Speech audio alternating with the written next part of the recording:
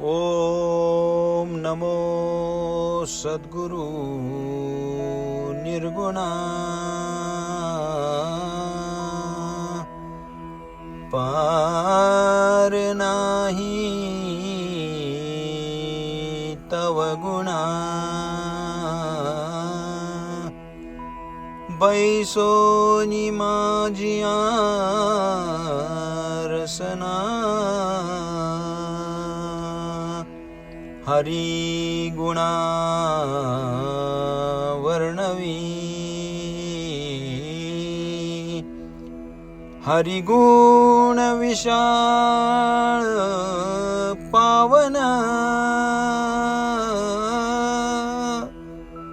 वदवी तू कृपा करून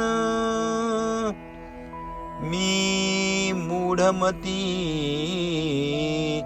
दीन मनोनी कीव भाकितसे तुमचा प्रसाद जालिया पूर्ण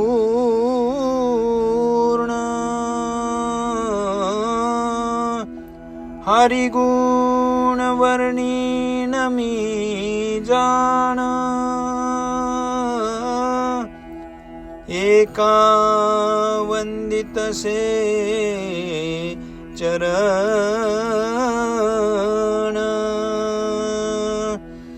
सद्गुरुचे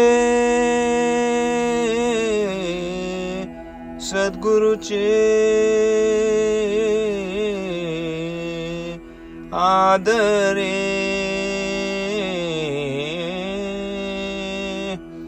पुंडलिक वरदा हरिविठ्ठल श्री ज्ञानदेव तुकाराम पंढरीनाथ भगवान की जय। माऊली ज्ञानेश्वर महाराज की जय। श्री जिव्हेश्वर भगवान की जय। माऊली महावैष्णव संत ज्ञानेश्वर महाराजांच्या विरहिण्या अभंगाच्या निरूपण मालेतील 6व्या भागात रूप पाहता लोचनी सुख झाले हो साजणी या अभंगाचे निरूपण सुरू करत आहे। हा अभंग माऊलींच्या विरहिणी सदरातील आहे किंवा माऊलींच्या समाधीपूर्व काळामध्ये त्यांनी बनवलेल्या विरहिण्यांमधील सर्वात पहिली विरहिणी आहे हेच मुळात आजपर्यंत अनेक जणांना माहीत नाही आणि म्हणूनच या अभंगावरील आजचे हे आपले सर्वात पहिलेच निरूपण।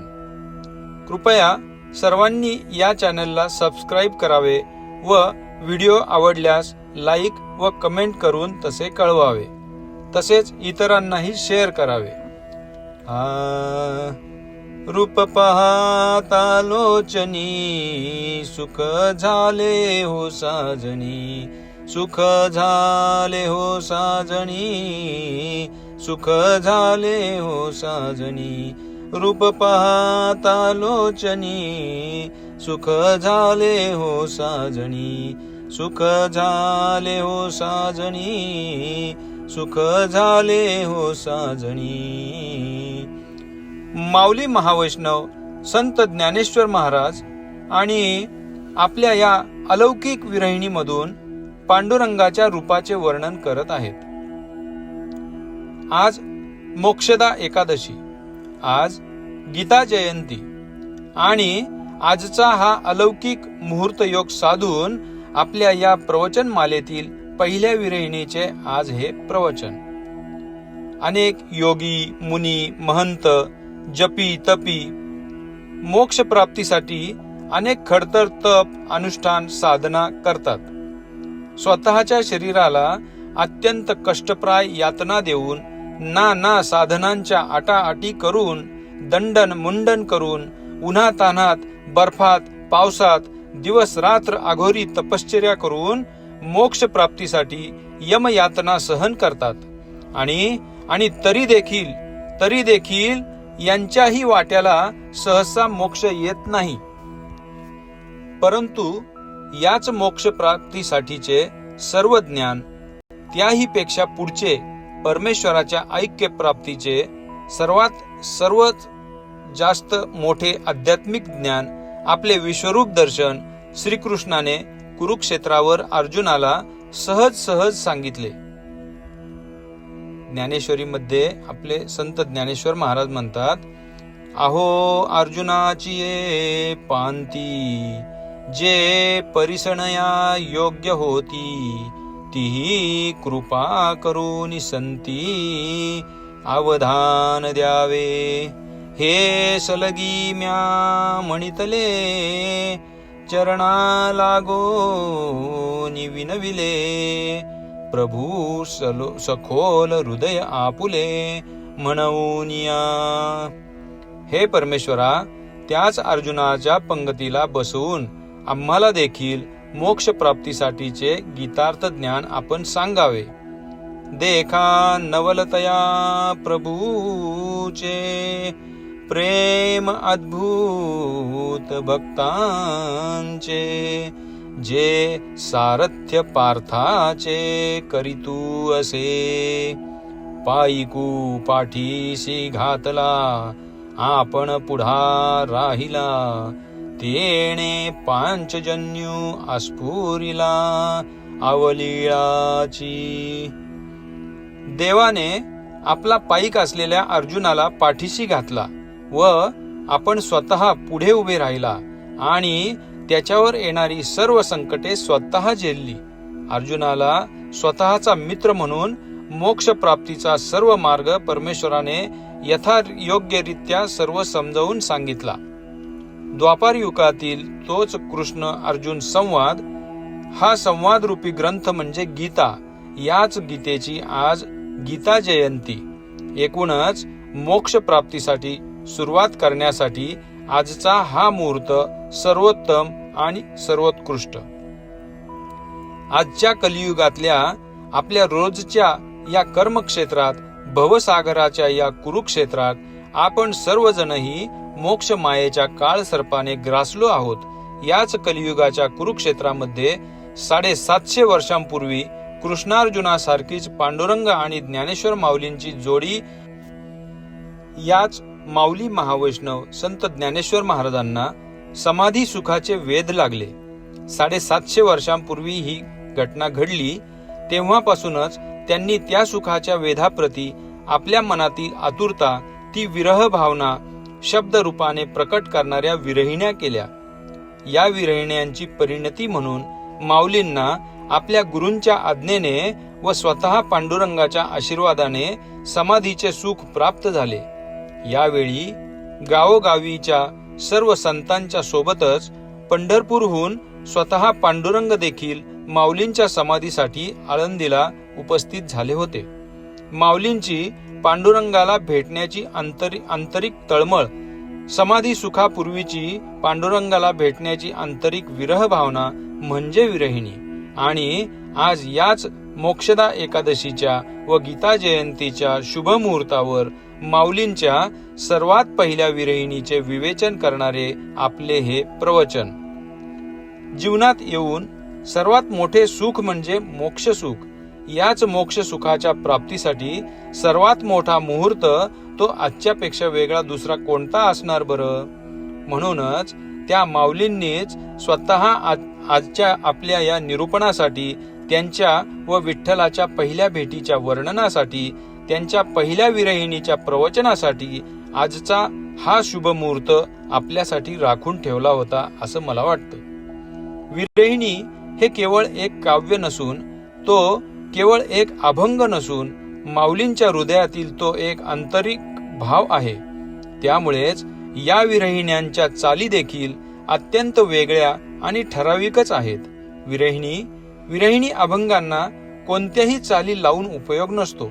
माऊलींच्या मनातील विरह भाव त्यातून प्रकट व्हावा अशाच चाली विरहिण्यांना समर्पक ठरतात. आणि म्हणूनच मुद्दामहून आधी अभंग म्हणताना वेगळी चाल घेतली आणि आता निरूपणाच्या वेळी याच अभंगाची आपण वेगळी चाल म्हणत आहोत. या दोन्हीही चाली या विरहिणीला समर्पक ठरतात. रूप पाहता लोचनी, सुख झाले हो साजणी, सुख झाले हो साजणी, सुख झाले हो साजणी. रूप पाहता लोचनी, सुख झाले हो साजणी, सुख झाले हो साजणी, सुख झाले हो साजणी. हिंदू धर्म मंदिराचा सशक्त आणि भक्कम पाया रचणारे माऊली महावैष्णव संत ज्ञानेश्वर महाराज पंढरपूरला गेले आणि त्या भक्त काज कैवारी पांडुरंगाच्या दर्शनाला रावळात गेले. गाभाऱ्यात शिरतानाच लांबून दुरूनच माऊलींनी त्या राजस सुकुमार लावण्याच्या पुतळ्याकडे पाहिले आणि काय झाले माहित आहे? अहो नेमके त्याच वेळेस, नेमके त्याच क्षणाला माऊलींची वाट पाहत असलेल्या त्या पांडुरंगानेही माऊलींकडे नयन कटाक्ष टाकला. बस इथेच सारे काही घडून गेले. इथेच सर्व बंध रेशमाचे घट्ट झाले. इथेच सारे पाश प्रेमाचे आवळले गेले. इथेच माऊली आयुष्यभरासाठी त्याच्याशी जडले गेले, जोडले गेले.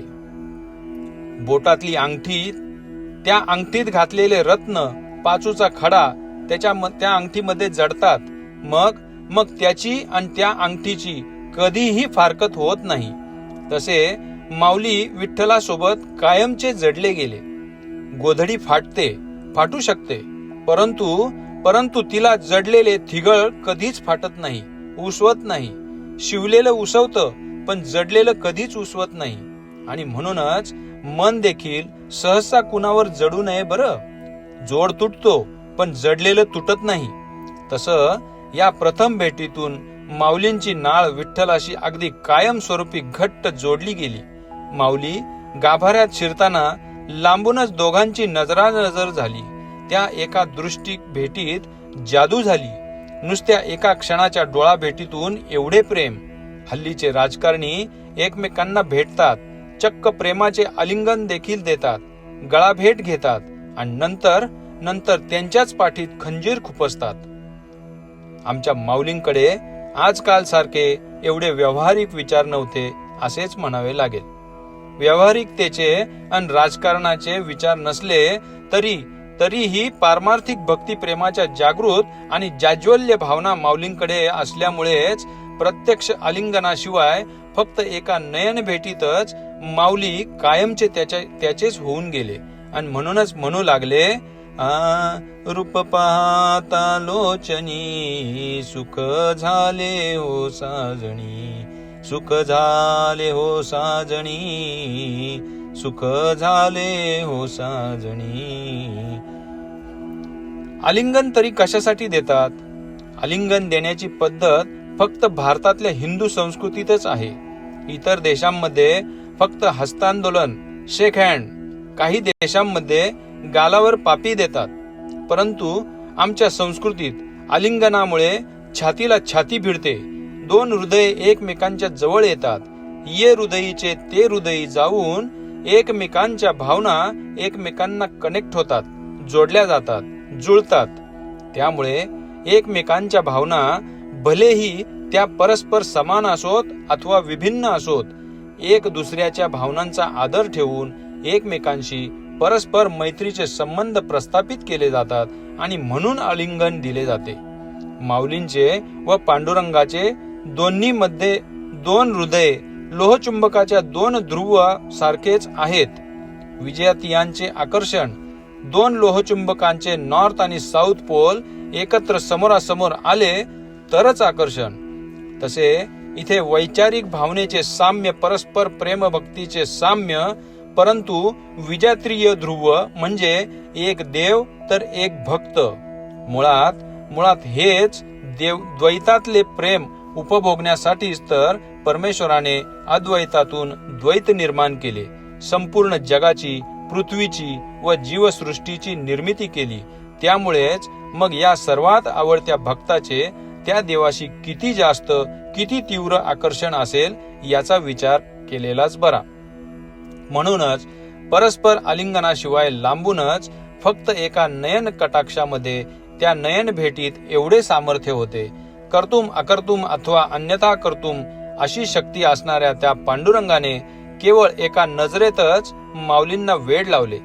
गाभाऱ्यात त्याच्या समोर असेपर्यंत परत परत त्याच्याकडे पाहणे, लाजून लाजून परत परत नजर चोरणे, परत पाहणे, परत लाजून नजर चोरणे, असे कितीदा तरी झाले. गाभाऱ्यातून बाहेर येईपर्यंत तर सूद बूद शिल्लकच राहिली नव्हती. माऊलींची स्वत्वाची शुद्धच हरपलेली होती. परत परत वळून वळून मागे पाहणे सुरूच होते.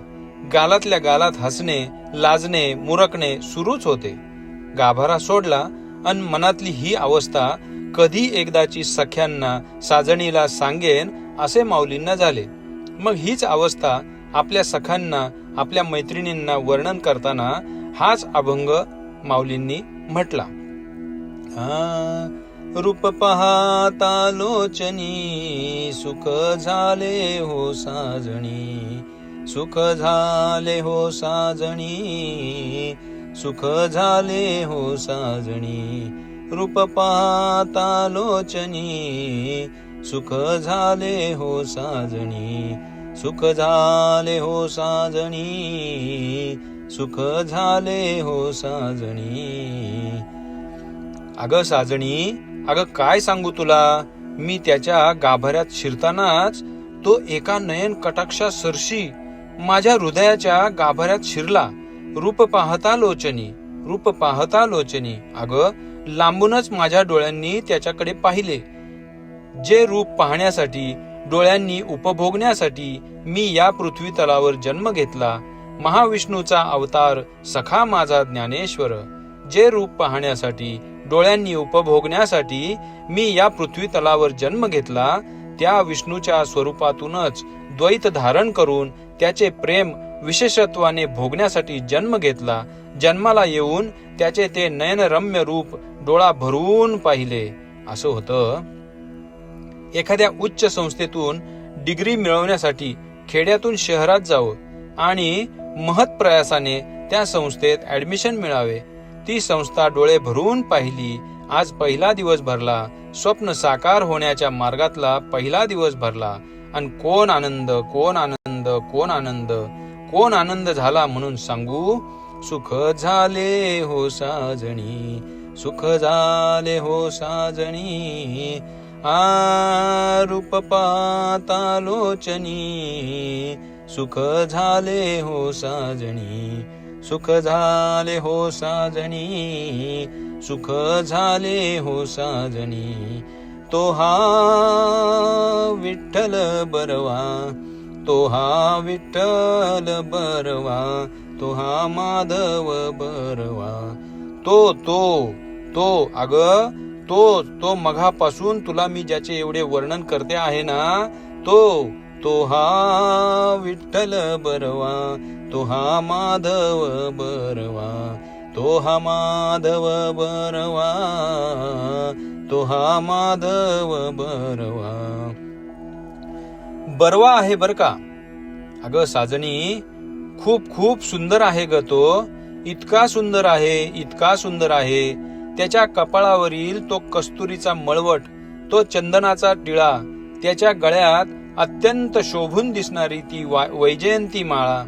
काय सांगू तुला, काय सांगू त्याच्या रूपाचे वर्णन. आमचे जगद्गुरु तुकाराम महाराज देखील या सुंदर सावळ्या रूपाचे वर्णन करताना म्हणतात, राजस सुकुमार मदनाचा पुतळा, राजस सुकुमार मदनाचा पुतळा, राजस सुकुमार मदनाचा पुतळा. रवी शशिकळा लोपविला, राजस सुकुमार. कस्तुरी मळवट, कस्तुरी मळवट, कस्तुरी मळवट चंदनाची उटी, कस्तुरी मळवट चंदनाची उटी, रुळे माळ कंठी, रुळे माळ कंठी, वैजयंती राजस सुकुमार. आणि म्हणूनच माऊली देखील म्हणतात, अगं नुसता मदनाचा पुतळा आहे ग तो, एवढ्या सुंदर सुंदर सुकुमोमल विठ्ठलाबद्दल मनात आवड निर्माण होण्यासाठी देखील पूर्वजन्मी खूप खूप सुकृतांची जोडी करून ठेवावी लागते ग. नुसते कधी सहलीला जायचे झाले तर या महिन्यातला खर्च किती, शिल्लक किती याचा विचार करावा लागतो. मग परदेशात जायचं असेल तर 2-4 वर्ष आधीपासूनच बचत करावी लागते. किती ते प्रयत्न, किती ती पूर्वतयारी. आणि मग एवढ्या महान दैवताबद्दल मनात आवड निर्माण होण्यासाठी, एवढी आवड निर्माण होण्यासाठी की नाही, बहुता सुकृतांची जोडी, बहुता सुकृतांची जोडी. म्हणून विठ्ठले आवडी, म्हणून विठ्ठले आवडी, बहुता सुकृतांची जोडी, बहुता सुकृतांची जोडी. कुणाला पण विठ्ठलाची आवड जडत नाही, कुणाला पण विठ्ठलाची आवड लागत नाही. कोणाला कशाची आवड असते. तो हा विठ्ठल बरवा, तो हा विठ्ठल बरवा. कोणाला गायनाची, कोणाला संगीताची, कोणाला वाद्य वाजवण्याची, कोणाला सिनेमा पाहण्याची, तर कुणाला तमाशा पाहण्याची. मात्र विठ्ठलाबद्दल आवड निर्माण होण्यासाठी माऊली म्हणतात, बहुत सुकृताची जोडी असावी लागते, पूर्वजन्मीचे पुण्य असावे लागते. बहुता सुकृतांची जोडी, बहुता सुकृतांची जोडी. म्हणून विठ्ठले, म्हणून विठ्ठले आवडी, तो हा विठ्ठल बरवा, तो हा विठ्ठल बरवा. या पुढील भागात हीच विरहिणी कंटिन्यू करत आहे. पुंडलिक वरदे हरी विठ्ठल, श्री ज्ञानदेव तुकाराम, पंढरीनाथ भगवान की जय. माऊली ज्ञानेश्वर महाराज की जय. जगद्गुरु तुकाराम महाराज की जय. भगवान श्री जिव्हेश्वर महाराज की जय. हरी हरी.